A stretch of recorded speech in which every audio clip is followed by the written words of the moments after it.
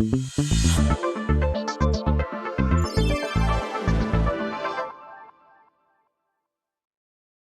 everyone, welcome back to another week of the Lucas and Lee podcast. We're almost to the month of January. This is the second to last one for January, right? It is the second to the last one crazy. for the month of January. Also, before we start off with the contents of our podcast, Lucas, you have another podcast. Yeah, the unapologetic male. We have to congratulate Fit Lurie. She's getting a lap dance. Fit Lurie is getting a lap dance. And so we want to know, because obviously we have some Fit Lurie fans out there, as we've noticed from the interactions every time we mention her. So Fit Lurie fans, please let us know, lucasandleepodcast@gmail.com, or you can, just slide into our DMs on the Insta. What kind of dance from the lap dance should Fit Lurie be getting?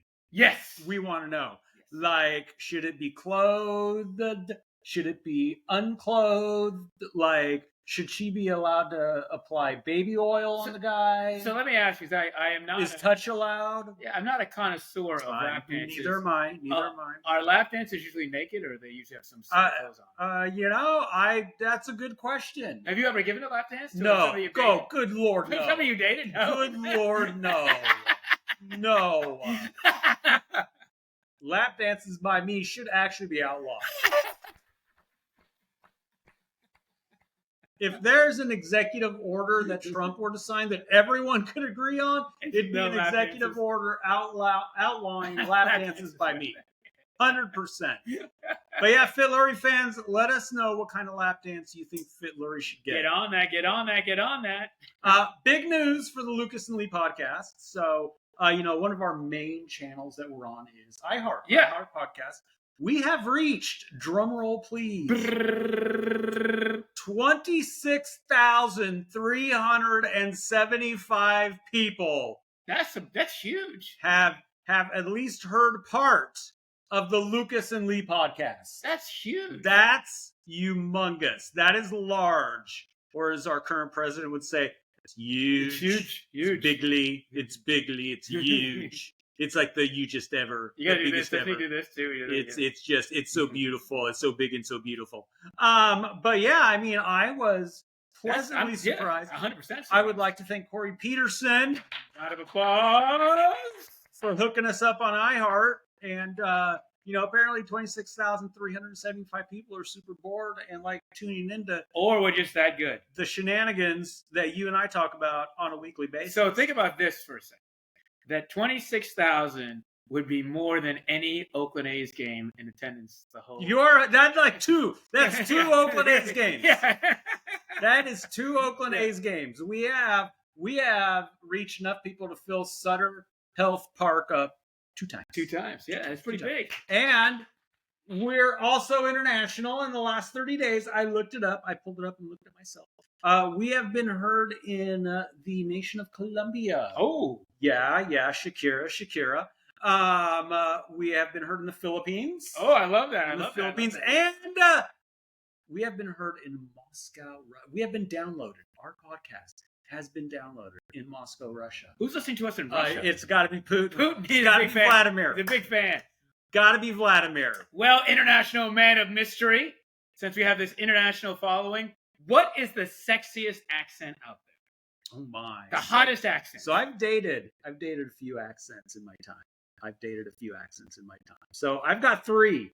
Yeah, I've got top three. Now, as you know, Lee has spent some extensive time in the South. Okay, so give me a Southern accent any day of the week. Southern, huh? Southern. Oh my God. They can ask me if I want some more sweet tea, like all the time. The time. Do you know what my favorite accent is? Well, I've got. There you go. I got two more, but go. Okay, two more. I will go with the Philippine accent. Really? I do like it. It turns me on. It turns me on. I love that. Two more on my end. They are both European. Oh, okay. They are both European.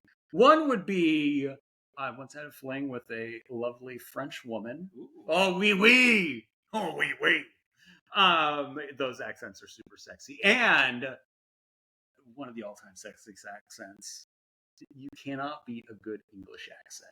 English, really? Oh yeah, it may be because I am a connoisseur of English soccer. Oh yeah. Or James Bond movies.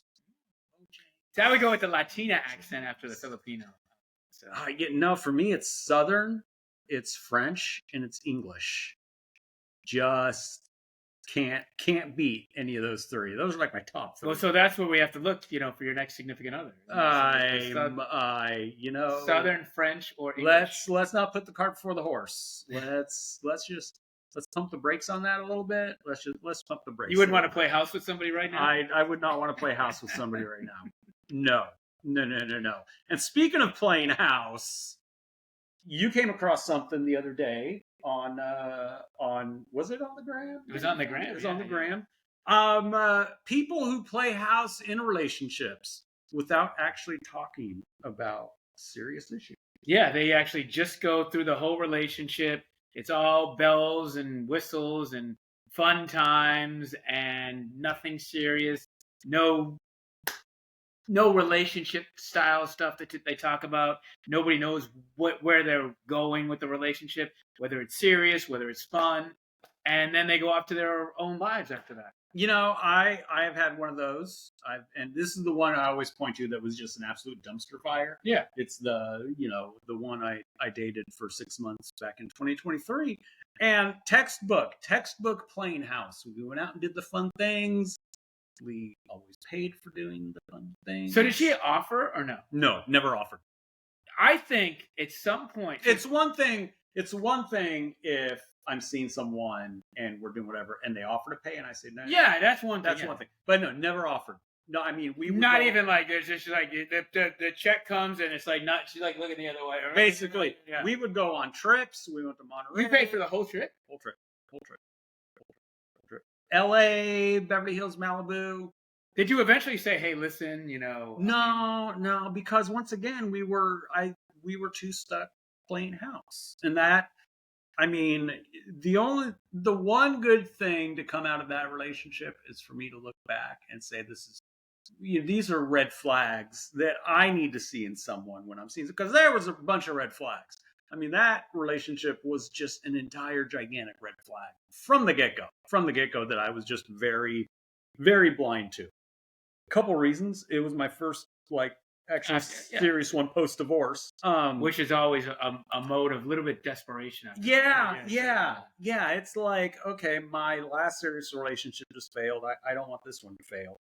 And it's almost like when a coach follows a legendary coach, you're gonna fail. Yeah, you're gonna fail.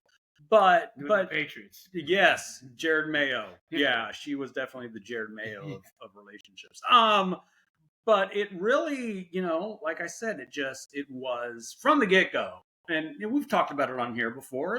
I was a month and a half in, and I was like, I'm trying to fit a square peg in a round hole. It wasn't right. It wasn't. But you wanted the relationship. Yeah. You wanted to play house. I wanted to play house. I 100% wanted to play house. And look, and I think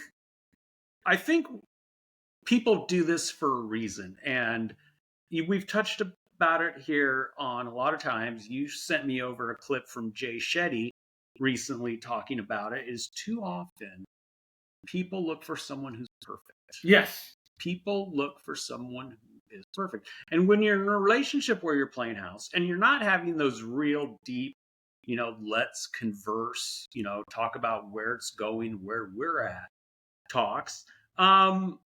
It's a lot of times people don't do that because they are looking for that perfect person. And to me, my 2 cents, if they bring that up, they're going to find out the person they're with isn't perfect. And they're just going to blow it all up. Boom! Yeah, and it's really difficult because everybody wants their significant other to be something. And sometimes they try to make you that something. And that's when it becomes really disastrous because then you start to try to be that person. And then you get to the point where you're just so angry and things blow up and it's not good. Yeah, I mean, look, my most successful relationships, they were successful, at least in I term successful not in how long it was or anything like that. It's how I felt, how happy I was, how fulfilled I felt in the relationship. My most successful ones, my partner, there was always something with the relationship that was not perfect, be it distance, be it our interests, be it the type of personalities we were. It was never ever a perfect fit, and that's okay, because the best relationships aren't perfect fits. You have to have challenge. You have to have challenge. You know, you can't have, it's look, yesterday I always meet with my therapist at 8 o'clock in the morning on Thursday. Perfect way to start the day. Perfect way to start the day with my therapist. And he asked me the question, Lee, if you met you, would you guys be friends? Would you? I said 100% we'd be best buds. His retort was, I'm not sure about that. But we can't, we don't want to date someone who is exactly a mirror reflection. No, you don't. We don't. And whoever your partner is, it's not going to be an absolute perfect fit. It's going the fit's going to be to where you guys got to work at it. You guys got to have those 100%. Very deep conversations. You got to make the effort. You got to put in the effort. You got to work at it to make it work long term. And in reality, it's not a complete mismatch, but it's the kind of sort of mismatch that makes that relationship fulfilling, because you put the effort into it and you feel the reward of having something special with someone that you think is just absolutely amazing. Yeah, and you want something to be a little bit of work, because you really appreciate it more when there's more, like, if there's work involved. 100%. It's easy. You don't really appreciate it. 100%. Which leads us to the next thing we want to talk about, and it's something I discovered. Yes. There was a podcast, and it was, if everyone wants to give me 2 seconds, I can tell you who the podcast was from. And it is going to be, give me 2 seconds, everyone. Yeah. Give me 2 seconds. And it is a podcast from Mel Robbins. Mel Robbins, people. Mel Robbins is very popular. Mel Robbins podcast. And she is talking about being stuck in life and leveling up after divorce. That a lot of people post-divorce get stuck. They just get stuck in this rut. And her big thing was, and this could be post-divorce, post-relationship, whatever. Post whatever in your life that is a very, like, traumatic or just a massive change. To go out and do something that challenges you. Yeah, you got to always do challenging that stuff. Challenges you. And, I had a friend of mine back in 2022, after my transplant and my divorce, said that people can go one of two ways post, especially when you have something as traumatic as not dying. Well, yeah, you had two really traumatic things back to back. Back to back. Either you just swirl down or you spiral up. Yeah. And I'm fortunate, Mel Robbins is basically saying, after a divorce, after something like that, you need to go out and do something that challenges yourself, that makes you work, that makes you put in effort, that makes you prove you can do something. I am very fortunate that I had something built in already. Look, the day my ex-wife, called me up and said I'm filing for divorce, the next day I had to worry about getting my soccer team up off the ground. Yeah, right off the bat. I had 1 year to get an expansion soccer team put together, players, GM, coaches, marketing, get people know where we're going to play, all the things that goes into it. And it's in an even numbered year, so I've got to worry about re-election for an assembly member. So I'm fortunate that I had it built in, that I already had something that I was able to prove that was challenging, and that I was able to prove, God damn it, I'm pretty good at this, and I still have some worth. Well, yeah, and you, how many hours a week do you put in to work on the soccer team? Oh man, it's in the off season alone, it's at least 20. So 20 hours a week during the off season. During the off season, in season, it's easily over 40. We're talking like 60. So you work a full-time job and then you do another 40 hours. I work a full-time job making the magic happen and looking good on TV politically. And then I've got the stock and cargo. And that's 40 hours at the stock and cargo. That's easily 40 hours. 40 hours a week with stock and cargo. But I was put in a position where I had to basically set aside my feelings of inadequacy, like my wife left me, I must not be any good, I must not be, because I had this other thing I could not fail at. I had a lot of skill. Well, two things. I had my political business, obviously, and the soccer team that I had a lot of money and I had skin in the game, and I could not fail, and it forced me to level up. You definitely did. I appreciate that. It really did force me to level up. And I realized that I'm fortunate in that regards. I had something built in. Luck of the draw, if you want to call it. But I think a lot of people don't. And for a lot of, friends of mine and whatnot that are going through divorce, just gone through divorce, like Mel Robbins says, you got to go out and find something that challenges you. It could be a hobby. Go learn to ski or whatever. I think even in a relationship, though, you still should be doing things for yourself to challenge yourself. Yes. Because what I see a lot of in relationships, especially with men in a relationship, is that they're going through life, working, and then coming home, watching TV, going to bed, going through life, coming home, watching TV, and going to bed. And that's not good for the marriage. That's a surefire way to a relationship ending. And that's a lot of what happens a lot of times. Like I said, my challenges, you got to have challenges. My most fulfilling relationships were where I was active, I was present. Yes. You're asking you have questions. A life outside of it and a life inside. A life outside of it and a life inside of it. And the life inside of it isn't just going through the same things every single day. I mean, there is some, you get into habits of, whatever in your relationship, but also, asking questions, having the conversations, doing the things that, sending the person you're with flowers just because. Just because it's Wednesday. Just because it's Wednesday. But really doing things to work at both not only making that relationship successful, but also making your life successful, making sure that your life is fulfilled. Because if your life is not fulfilled outside of the relationship, it's going to carry over to the relationship. It is 100% going to carry over to the relationship. So that is our relationship talk for the week. But speaking of relationships, yes, we all know the one relationship in America I love to bag on 24/7. Georgia football. Georgia football. That's right. We are once again talking about Carson Beck and the Cavinder twins. Yes, tell us all about that. The two biggest leeches in college sports known to man. Is it just college sports or all of sports? No, the Cavinder twins are still in college. So yeah. But not all of sports? Because I know that they're... Oh, no, they're just the two biggest leeches. I'm trying to figure out why they're on famous. The planet? Yes.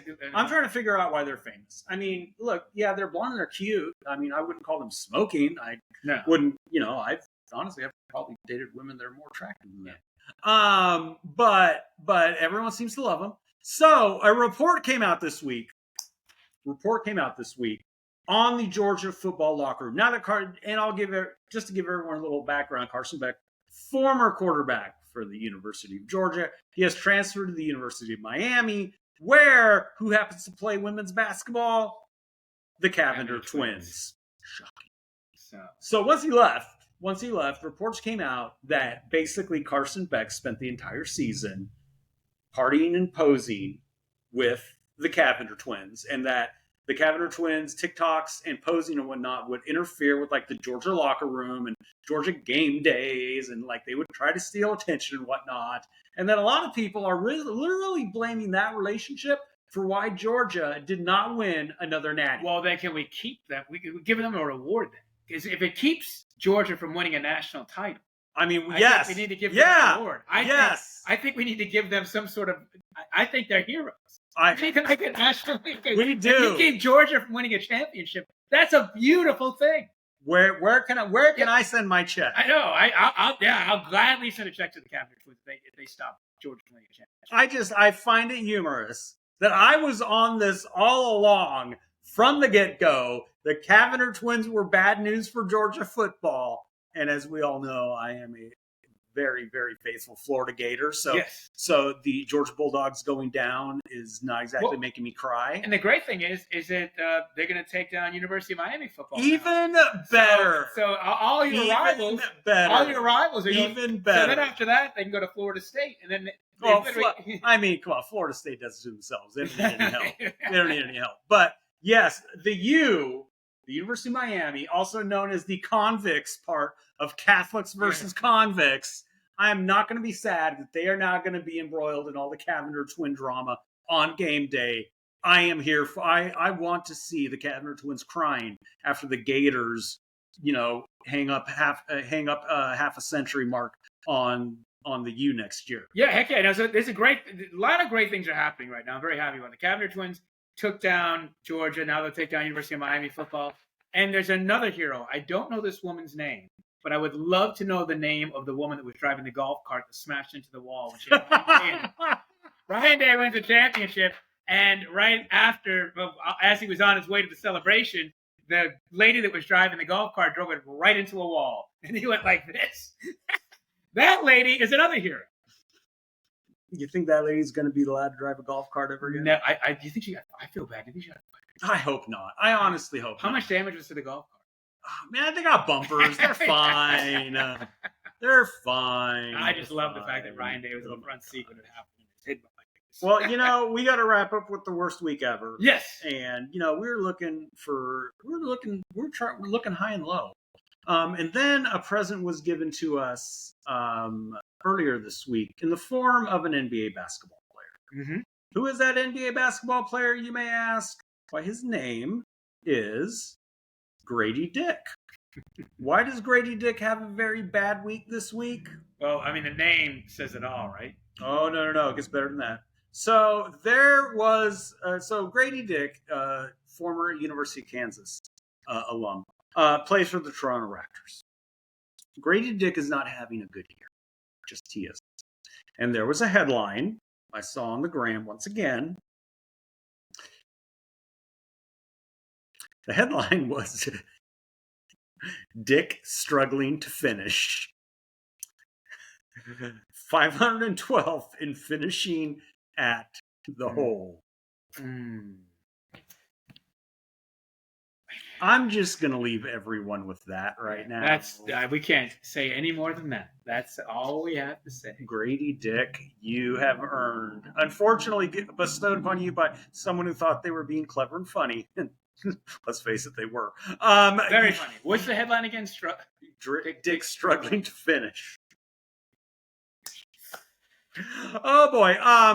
Ladies and gentlemen, with that, we will leave you. Have a great weekend. We'll see you same bat time, same bat place next week.